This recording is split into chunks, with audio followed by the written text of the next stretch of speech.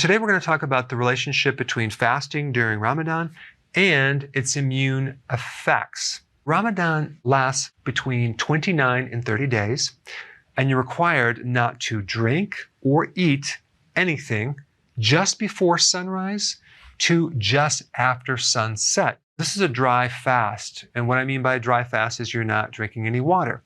Now, before we get into the benefits, I do want to point out this one very, very important point. If you look at some of the studies done on Ramadan, you're going to see some mixed reviews. And I think the reason for that, because what you eat before and after you fast is going to make or break your success.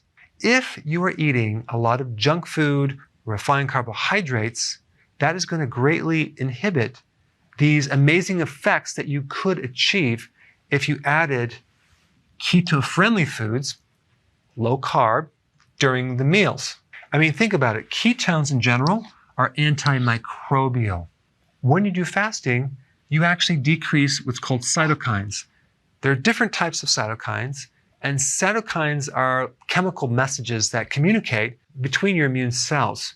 There are certain cytokines that cause inflammation, and those are the ones that we're talking about. So it'll decrease the trigger to inflammation. Also, it will stimulate something called macrophages.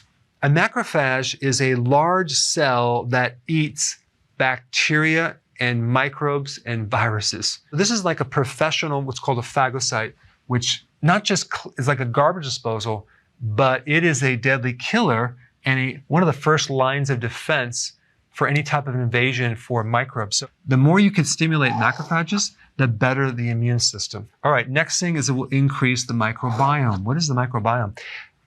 That describes your friendly microbes in your body that help you.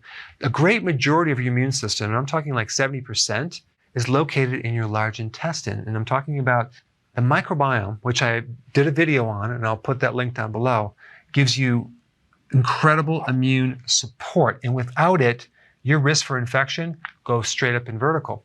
When you do fasting, which is kind of weird because you're actually kind of starving them, they live longer. There's certain type of genetic things that get triggered that support your immune system. Next thing is resistance to stress. When you fast, you increase your capacity to fight off stress, as well as DNA damage too. Also, when you fast, you decrease oxidative stress. You're going to have less free radicals. You're also going to get an increase in production of your antioxidant networks, which also can help as well. And lastly, fasting will increase autophagy, which is your body's ability to recycle old damaged parts, as well as microbes. There's a very specific type of autophagy called xenophagy, which targets pathogens. One huge benefit of fasting is basically the elimination of these microbes that can stay dormant in your body for many, many years. Ramadan has huge, powerful effects on the immune system, but I think it could be a lot better if you also add keto. If you're new to my channel, I put a link down below of exactly what you should be eating to enhance your benefits. If you want more information about fasting, check out this intro video right here.